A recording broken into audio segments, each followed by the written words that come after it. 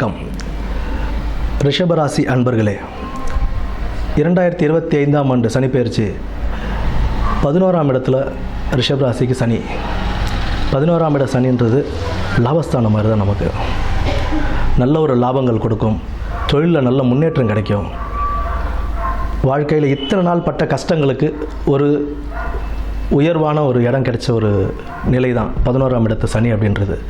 சனி பகவான் 11ஆம் இடத்துல இருக்கும்போது நம்ம எந்த அளவுக்கு கடின உழைப்புகள் கொடுக்குறோமோ அந்த அளவுக்கு உண்டான பலன்கள் நமக்கு கொடுத்துக்கிட்டே இருப்பார். அதுக்குண்டான லாபமும் கொடுப்பார். உங்களுக்கு புதிய தொழிலுக்கு தேவையான முயற்சிகளுக்கு தேவையான ஒரு தைரியத்தையும் கொடுப்பார். அவர் நல்ல முயற்சிகள் நல்ல பலனையும் கொடுக்கும். அடுத்து திருமணம் ஆகாதவர்களுக்கு திருமணம் கைகூடுறதுக்கான வாய்ப்புகள் உண்டு. ஏன்னா 11ஆம் இடத்து சனி உங்களுக்கு குடும்பத்தையும் அமைத்து கொடுப்பார். உங்களுக்கு 2ல் இப்போ குரு இருக்குது. ரிஷபராசிக்கு ஜன்மத்திலேயே குரு இருக்குது. மே மாதத்துக்கு அப்புறம் நமக்கு 2ஆம் இடத்துல குரு வராரு. ஸோ குடும்பத்தையும் அமைத்து கொடுப்பார். உங்களுக்கு திருமணத்திற்கான யோகங்கள் உண்டு. மாணவர்களுக்கு நல்ல ஒரு பலன் கிடைக்கும். நல்லா படித்து நல்ல மார்க் எடுக்கலாம். உயர்கல்வி யோகம் செய்கிறவங்களுக்கு எல்லாருக்குமே நல்ல ஒரு பலன் கொடுக்கும். தெய்வ வழிபாடு, குலதெய்வ வழிபாடு அவசியம் தேவை. எல்லாருக்குமே தெய்வ வழிபாடும் குலதெய்வ வழிபாடும் அவசியம் தேவை.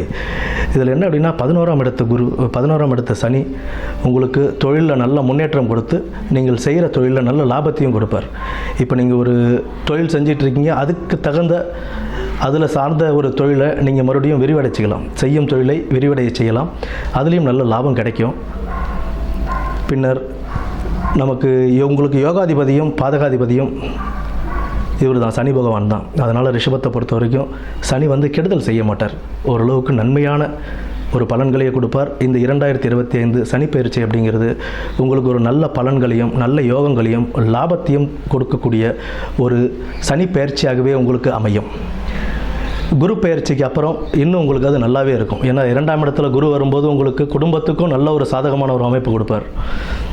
இந்த மார்ச் மாதத்திற்கு பிறகு மே மாதம் வரை உங்களுக்கு அந்த சனியும் ராகுவும் மீனத்தில் இருக்கிறதுனால 11ஆம் இடத்துல இருக்கிறதுனால கொஞ்சம் உடல் உபாதைகள் கொடுக்குமே தவிர, பட் அதனால் பயப்பட வேண்டிய அவசியங்கள் இல்லை. கொஞ்சம் உடல் உபாதைகள் மட்டும் கொடுக்கும். அதற்கு உண்டான தீர்வுகளை நீங்கள் பார்த்துக்கிட்டு நல்லபடியாக இருந்தால் யோகமான சனி பயிற்சியாகவே உங்களுக்கு அமையும். ரிஷபராசிக்காரர்களுக்கு